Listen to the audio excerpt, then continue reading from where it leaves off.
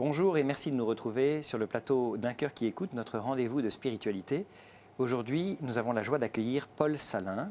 Paul, bonjour. Bonjour. Vous êtes marié, père de 3 enfants, vous êtes professeur de lettres classiques et vous venez de publier aux éditions des Béatitudes un livre qui s'intitule « Comment réussir sa paternité ».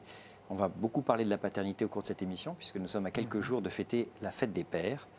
Donc on va revenir sur votre parcours, sur ce livre, mais auparavant, comme le veut la tradition dans cette émission, vous allez nous lire un texte qui, je crois, est tiré de votre livre, justement. Oui, de fait, c'est un passage du prophète Osée qui m'a beaucoup touché et dont je me suis beaucoup inspiré aussi pour écrire ce livre. C'est au chapitre 11 du prophète Osée. « Quand Israël était jeune, je l'aimais, et d'Égypte, j'appelais mon fils. Mais plus on les appelait, plus ils s'écartaient. Au Baal, ils sacrifiaient, aux idoles, ils brûlaient de l'encens. Et moi, j'avais appris à marcher à Éphraïm. Je le prenais par les bras, et ils n'ont pas compris que je prenais soin d'eux. Je les menais avec des attaches humaines, avec des liens d'amour. J'étais pour eux comme ceux qui soulèvent un nourrisson tout contre leurs joues. Je m'inclinais vers lui et le faisais manger. Il ne reviendra pas au pays d'Égypte, mais Assour sera son roi, puisqu'il a refusé de revenir vers moi. Mon peuple est cramponné à son infidélité. Comment t'abandonnerai-je, Éphraïm? Te livrerai-je, Israël? Mon cœur en moi est bouleversé, toutes mes entrailles frémissent.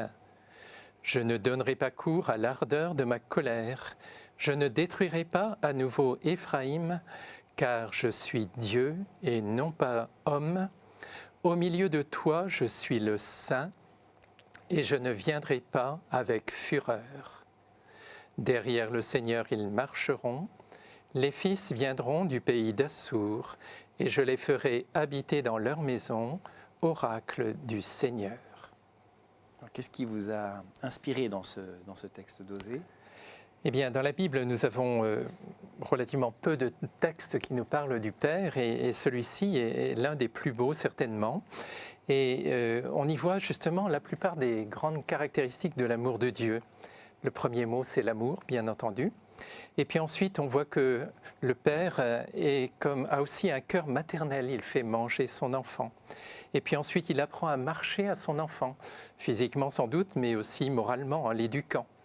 Et puis on voit aussi que le Père, contrairement à Israël, est fidèle tout au long de la vie de son peuple. Et enfin, le Père est aussi plein de miséricorde.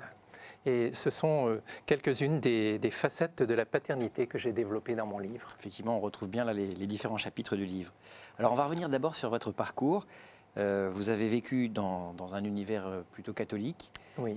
Marqué par un père qui était présent et en même temps qui avait du mal à assumer sa paternité. Oui, malheureusement, mon père s'est trouvé orphelin de père pratiquement dès sa naissance, suite à l'hémorragie de la guerre 14-18. Et il n'a été élevé que par des femmes.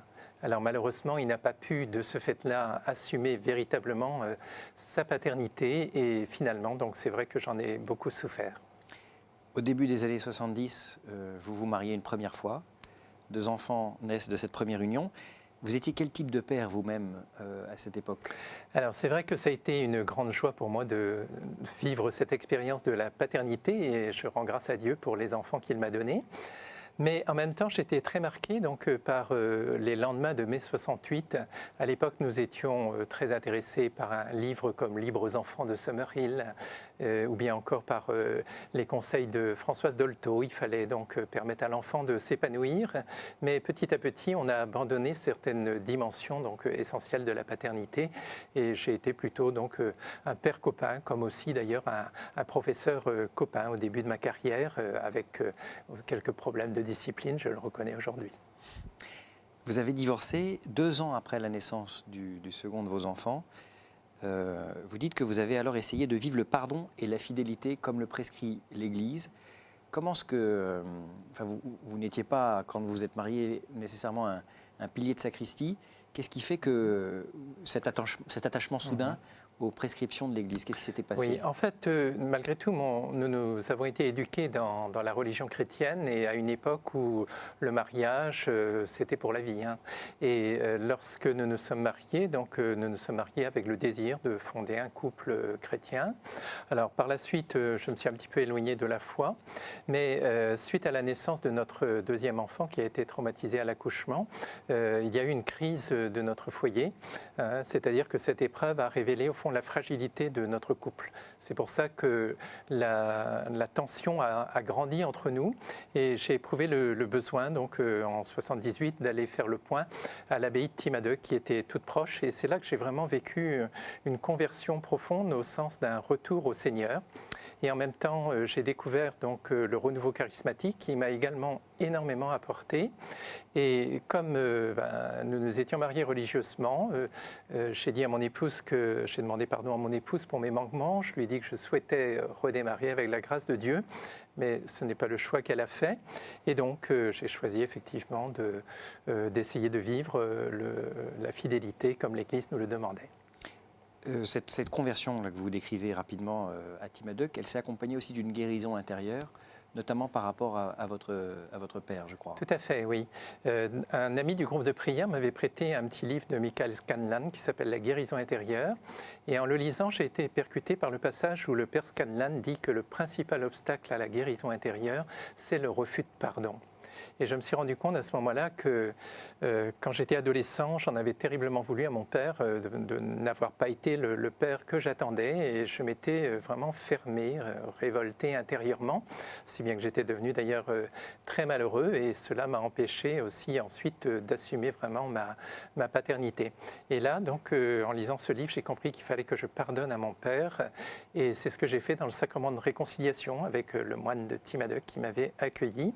Et alors là, j'ai vécu vraiment une expérience extrêmement forte parce que, d'une part, ce pardon m'a débloqué intérieurement, et puis d'autre part, j'ai reçu ce que dans le renouveau on appelle une effusion d'esprit qui a été vraiment forte et qui m'a aidé à vivre la période très difficile qui a suivi, c'est-à-dire la séparation et le divorce.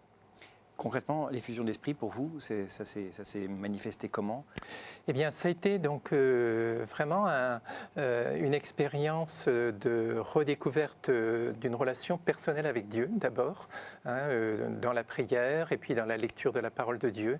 Des textes que j'avais lus ou entendus de nombreuses fois auparavant, tout d'un coup me parlaient très très fortement, notamment tous les textes de saint Paul sur le passage de l'homme ancien à l'homme nouveau.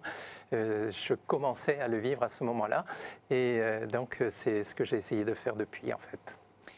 Alors, donc, à la suite de cette conversion, en dépit de votre demande de pardon, le couple ne se rabiboche pas, vous divorcez, oui. Et vous décidez de vivre donc dans la fidélité à ce mariage qui ne peut plus s'exercer. Et vous fondez, donc, avec l'aide de quelqu'un, une communion, la communion Notre-Dame de l'Alliance. Expliquez-nous rapidement peut-être en quoi ça consiste. Voilà.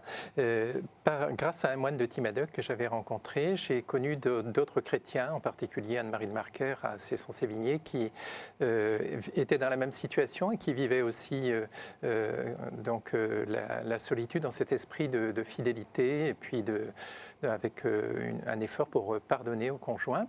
Et ensemble, donc, nous avons décidé de fonder ce groupement spirituel qui s'appelle la Communion Notre-Dame de l'Alliance, qui a pour but d'aider les chrétiens à vivre vraiment leur épreuve dans cet esprit du pardon et de la fidélité. Et ce mouvement continue aujourd'hui. Ils sont plus de 200 en France et en Belgique. Et donc je les salue amicalement et je les encourage. Alors vous ne faites plus partie de ce mouvement aujourd'hui parce que vous n'êtes plus concerné, entre guillemets, puisque vous avez obtenu la nullité, je crois, de votre mariage, de votre premier mariage. Voilà, c'est ça. Au fur et à mesure que j'approfondissais ma réflexion sur le sacrement de mariage, je me suis rendu compte que je me suis posé des questions plus exactement sur mon premier mariage. Et donc, je crois que c'était en 87, je me suis décidé à demander le discernement de l'Église. prêt d'ailleurs à accueillir sa réponse quelle qu'elle fût, aussi bien donc une confirmation de mon mariage qu'une déclaration de nullité. Et en fait, l'Église a déclaré nul mon mariage, si bien que je n'ai pas continué à faire partie de la communion, ni à m'engager d'ailleurs dans la pastorale des divorcés. Je me suis plutôt davantage investi dans le renouveau et en particulier dans la communauté Réjouis-toi qui démarrait dans les Côtes-d'Armor où j'étais à l'époque. Avec le père Michel Sentier. Voilà. Et c'est là que vous avez rencontré celle qui est aujourd'hui votre épouse? Oui, en effet. Donc, en l'été 93 avait lieu à Pontmain, donc la rencontre annuelle de la communauté Réjouis-toi. Et j'ai rencontré donc Marie-Christine qui était veuve avec 3 enfants et qui cheminait donc elle avec la communauté dans le Morbihan. Et nous nous sommes trouvés donc dans le même groupe de partage. Et là, j'ai vraiment eu la vocation au mariage. C'est-à-dire que j'ai senti un appel intérieur du Seigneur à aller vers elle en vue de ce mariage. Et quand j'étais un petit peu étonné de ce qui se passait, et quand j'ai demandé la confirmation au Seigneur à travers une parole du livre de Tobie, eh bien, j'ai compris que le Seigneur nous appelait au mariage pour que ça devienne un chemin de guérison pour l'un comme pour l'autre. Alors vous avez accompli, ou en tout cas Oui. démarré ce chemin de guérison avec Marie-Christine. Oui. Est-ce que ce chemin de guérison est lié justement à la publication de ce livre, Comment réussir sa paternité? Parce que là aussi, on a un chemin de guérison qui nous est proposé à travers ce livre. Effectivement. Hein, donc, alors c'est vrai que ça a été une guérison déjà aussi au niveau de la paternité, puisque nous avons eu le bonheur d'accueillir une fille, Myriam, qui fait notre joie. Et en même temps, bon, c'est vrai que nous avons été confrontés à des grosses difficultés parce que c'était les familles recomposées, donc c'est pas simple du tout, surtout quand il y a donc des enfants de part et d'autre, un enfant handicapé, un enfant à nous deux. Donc, bon, avec le travail et puis donc les jeunes qui rentrent dans l'adolescence, avec leurs propres blessures aussi. Donc, ça a été, c'est vrai, un contexte très difficile. Alors, heureusement, nous avions donc l'un et l'autre le désir de vivre tout cela avec le Seigneur. Et c'est vrai que petit à petit, le Seigneur nous a fait découvrir nos pauvretés, nos limites, nos blessures, mais en même temps, nous avions la ressource donc de pouvoir les lui présenter et de lui demander sa grâce pour pouvoir surmonter les difficultés. Alors au bout d'ailleurs de quelques années aussi, nous avons lancé un groupe de prière du côté de Vannes qui avait vraiment une orientation très forte dans le sens de la miséricorde. Et nous avons rencontré donc aussi d'autres personnes qui avaient pu éprouver de grandes souffrances dans leur vie, dans la relation à la maman, dans la relation au père, ou bien donc des situations familiales très compliquées. Et donc, nous avons organisé aussi des rencontres à thème sur la mère, le père, le pardon. Et c'est à la suite donc d'une rencontre comme ça sur le Père, accueillir Dieu comme Père et demander à Dieu la guérison des blessures reçues dans la relation au Père de la terre, que j'ai eu l'idée donc d'écrire ce livre. Au départ, je prévoyais de faire un petit livre, et en fait, je me suis pris au jeu et j'ai approfondi ma réflexion, donc et ça a donné un livre donc qui est de 300 pages maintenant, mais qui est finalement extrêmement riche et qui m'a énormément apporté à moi le premier. Alors le livre est construit comme un parcours de guérison avec différentes étapes. On voit le père qui désire l'enfant, l'engendre, le connaît, le reconnaît, l'aime, l'élève, lui pardonne. À chaque fois, il y a une méditation biblique à l'appui de votre propos, une prière souvent qui est proposée à la fin de l'étape pour pouvoir avancer. Vous partez à chaque fois de la contemplation du Père du ciel pour mieux comprendre qu'est-ce que doit être le Père sur terre, comment se comporter comme Père sur terre. Et puis, à chaque étape, vous décrivez les perversions, les problèmes, les déviances qui peuvent intervenir et qui vont être préjudiciables à la croissance de l'enfant. On va peut-être, si vous le voulez bien, prendre un exemple pour bien comprendre un petit peu comment procéder. Vous parlez du désir de l'enfant. Le père commence par désirer l'enfant ou ne pas le désirer. Vous dites ce désir, il peut être perverti de différentes manières. Il peut être d'abord un désir narcissique, l'enfant pour moi. Il peut être totalement absent, pas de désir de l'enfant, mais l'enfant qui survient malgré nous. En quoi va consister le chemin de guérison intérieure pour l'enfant qui n'a pas correspondu en quelque sorte à un désir de la part de ses parents. C'est sûr que c'est une blessure extrêmement profonde, quoi. La blessure de rejet, la blessure d'abandon, je crois que c'est la blessure la plus profonde qu'un enfant peut éprouver. Et justement, humainement parlant, on ne voit pas très bien quelle réponse il peut y avoir. Et c'est là justement que la découverte de la paternité de Dieu est vraiment la source de la guérison. Parce que Saint Paul nous dit dans l'Épître aux Éphésiens, au chapitre 1er, que j'ai aussi longuement médité au début du livre, que le Père, en fait, nous a bénis de toute éternité, qui nous a choisis en Jésus de toute éternité. C'est-à-dire qu'aucun être humain sur la terre n'est là par hasard. Il a été aimé avant même d'être confié à ses parents.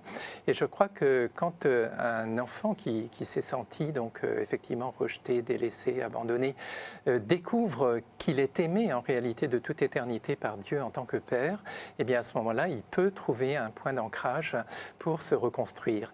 Alors cela dit, il faut aussi évidemment qu'il fasse un certain travail sur lui, parce que souvent sur une blessure de rejet viennent se greffer des croyances, c'est-à-dire on se dit si je ne suis pas aimé, c'est que je ne suis pas aimable, etc.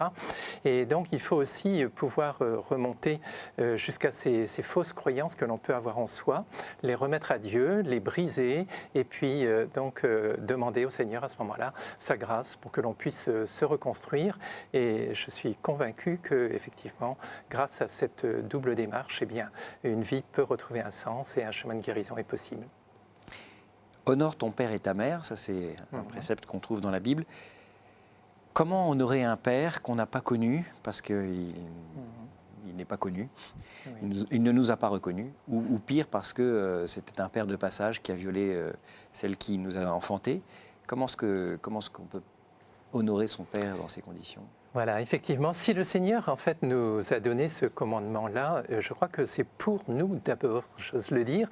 C'est-à-dire que quelqu'un qui justement est révolté contre son père, c'est un peu l'expérience que j'ai faite à mon adolescence, en rejetant le père, eh bien, il se fait du mal à lui-même parce qu'il n'a plus de modèle auquel s'identifier et il ne peut pas se construire. Eh bien, donc même quand on a été terriblement blessé par un père, donc effectivement, on ne peut pas donc se couper de lui parce qu'on renie ses propres racines et on se fait du tort à soi-même. Et en fait, donc, le Seigneur nous commande d'aimer nos parents, enfin d'honorer nos parents. Ça veut dire en fait aussi qu'il s'agit d'arriver à un regard plus objectif de notre Père. Notre Père, c'est vrai qu'il a pu commettre des choses abominables, mais il ne faut pas le diaboliser. C'est-à-dire qu'il n'y a pas que du mal en lui. En lui sommeille aussi l'enfant de Dieu qu'il est et qui est appelé lui aussi à reconnaître sa dignité d'enfant de Dieu. Et donc, c'est lui aussi qui nous a transmis la vie. Il est un passeur de vie, selon l'expression du livre de Xavier Lacroix. Et donc, effectivement, c'est très important de reconnaître le rôle positif qu'il a joué malgré tout et d'arriver ainsi à un autre regard. Et l'idéal, c'est d'arriver au regard de Dieu qui regarde tous ses enfants avec miséricorde, mais en les appelant évidemment à reconnaître leurs fautes et à la conversion. Alors vous écrivez justement, les enfants qui ont été blessés par leur père, parfois très gravement, sont appelés à pardonner à celui qui les a offensés. C'est un passage difficile, vous précisez, mais obligatoire pour une guérison intérieure. C'est dur à entendre ça. Comment est-ce que vous pouvez expliquer ou justifier comment arriver à pardonner l'impardonnable ? C'est vrai, là aussi, l'appel du Christ est tout à fait clair. Et dans le Notre Père, chaque fois que nous le disons, nous disons « Pardonne-nous nos offenses, comme nous pardonnons à ceux qui nous ont offensés ». Et le Seigneur est même assez dur quand il dit « Si vous ne pardonnez pas, donc, eh bien, vous serez traités de même lorsque vous paraîtrez devant Dieu ». Donc c'est une exigence absolument essentielle. Alors comment y arriver ? Eh bien, en fait, ici encore, il faut bien comprendre à quel plan on se situe. Quand on est terriblement blessé, c'est l'affectivité, c'est la mémoire qui sont terriblement blessées. Mais au fond de notre cœur, nous avons notre intelligence qui nous permet de comprendre en réalité où est notre vrai bien, c'est-à-dire aller dans le sens donc, de l'amour. Et nous avons notre volonté qui est là aussi pour nous aider à dépasser justement le plan affectif, à aller même à l'encontre de ce que notre affectivité nous dit, pour nous orienter dans le sens donc, de l'amour et du pardon. Et pour cela, nous sommes évidemment invités à contempler Jésus sur la croix. Parce que, effectivement, sur la croix, Jésus donc, dit « Père, pardonne-leur, ils ne savent pas ce qu'ils font ». Or, il n'y a personne qui a été autant offensé, blessé, rejeté, torturé de toutes les manières que Jésus sur la croix. Donc, s'il y a quelqu'un qui aurait pu refuser le pardon, c'est bien lui. Et pourtant, parce que justement son cœur est orienté donc, dans le sens de l'amour par-delà l'offense, c'est ça le pardon, eh bien, il dit « Père, pardonne-leur, ils ne savent pas ce qu'ils font ». Et donc, Jésus nous donne aussi la grâce de pouvoir dire comme lui « Père, pardonne à mon Père, il ne sait pas ce qu'il a fait, moi je ne peux pas, mais toi tu peux m'en donner la grâce ». Et ce pardon va devenir effectivement une extraordinaire grâce de guérison intérieure et de libération. Alors de fait, vous donnez dans votre livre du coup aussi un certain nombre d'étapes pour parvenir à donner ce pardon. Ce n'est pas quelque chose qui se fait du jour au lendemain par grâce ou par pure grâce, il faut procéder par étapes. Parfois, ça arrive comme ça, je dirais, tout d'un coup, d'une façon absolument, effectivement, miraculeuse. J'emploie un peu le terme au sens où elle suscite notre émerveillement, parce que c'est la grâce de Dieu qui est donnée comme ça. On voit des cas où, effectivement, des enfants qui ont été, donc, effectivement, maltraités, trouvent cette grâce de pardonner. Mais c'est vrai que quand on a donc souffert pendant des années et que l'on a peut-être laisser un peu s'enquister en nous aussi cette rancune, voire ce désir de vengeance. À ce moment-là, ça ne va pas se faire tout seul, effectivement, et il y a différentes étapes. Alors ces étapes, effectivement, j'ai essayé donc de les détailler. J'ai proposé un petit cheminement en 7 étapes voilà, qui permet effectivement, petit à petit, avec la grâce de Dieu, d'avancer sur ce chemin du pardon. J'aime aussi cette expression de chemin parce que pour arriver au pardon du fond du cœur, comme Jésus nous le demande en Matthieu 18, là, eh bien, il faut effectivement donc, quand même quelquefois un chemin qui est assez long. Quelquefois, il faut demander, passer auparavant par des grâces de guérison pour que ça se débloque. D'autres fois, eh bien, la guérison sera la conséquence du pardon. La miséricorde de Dieu est infinie et à partir du moment où on prend ce chemin du pardon, et donc j'invite les auditeurs à lire peut-être ce chapitre qui est essentiel effectivement dans mon livre, eh bien, quand on prend ce cheminement, vraiment la grâce de Dieu est là et j'ai pu voir de très beaux témoignages donc, de personnes qui sont arrivées à ce pardon avec la grâce de Dieu et dont la vie en a été transformée. Alors vous donnez effectivement ces étapes, vous donnez aussi un certain nombre d'idées fausses sur le pardon. J'ai énuméré rapidement mais qui sont intéressantes. Le pardon, ce n'est pas l'oubli, ce n'est pas l'acceptation du mal ou l'excuse de l'agresseur. Et puis vous revenez sur 2 expressions qu'on entend souvent, je ne peux pas pardonner tant qu'on ne me demande pas pardon. Et mon père est mort, je ne peux plus lui pardonner. Enfin, tout ça pour vous, c'est voilà. des idées reçues sur lesquelles... Tout à fait, voilà. Je crois qu'ici encore, il s'agit de faire fonctionner notre intelligence et petit à petit, donc, puisque le tentateur est là pour nous faire trouver des raisons que nous croyons bonnes de ne pas pardonner, mais en réalité, ce sont des tromperies qui nous font beaucoup de tort. Donc, faisons fonctionner effectivement notre intelligence et je développe tous ces points-là donc, dans le livre, en effet, parce que c'est sûr que on a vraiment le sentiment que ce n'est pas possible, ou bien le sentiment que c'est une injustice, ou bien le sentiment qu'effectivement ce pardon est impossible. Bref, il faut vraiment regarder de près ce que dit la parole de Dieu, et puis le témoignage aussi des personnes qui y sont arrivées. Parce que j'ai été très très ému en lisant certains témoignages que j'ai cités dans mon livre. Bon, c'est vrai que moi j'ai connu plutôt le père absent, mais d'autres comme Tim Guénard ont connu donc, la violence, une violence terrible de la part de son père et son chapitre final dans son livre, c'est justement un chapitre sur le pardon. Ou bien je pense aussi à Élodie Thibault qui a été victime d'inceste, qui a écrit le guide totus de l'inceste et qui, elle aussi, avec la grâce de Dieu, est arrivée à pardonner donc, à son père tout le mal qu'il lui a fait et témoigne donc que effectivement le pardon est un passage obligatoire pour trouver vraiment vraiment la paix profonde du cœur et puis pour vivre justement voilà, ce que le Seigneur nous demande. Merci beaucoup Paul. Je rappelle que vous venez de publier aux éditions des Béatitudes un ouvrage précieux qui s'intitule « Comment réussir sa paternité », dans lequel on apprend à découvrir davantage le visage du Père. Et puis on peut aussi, avec ce livre, démarrer un chemin de guérison quand on a été blessé par rapport à la paternité. Merci encore d'avoir accepté notre invitation. Et quant à nous, nous nous retrouvons la semaine prochaine pour une nouvelle émission.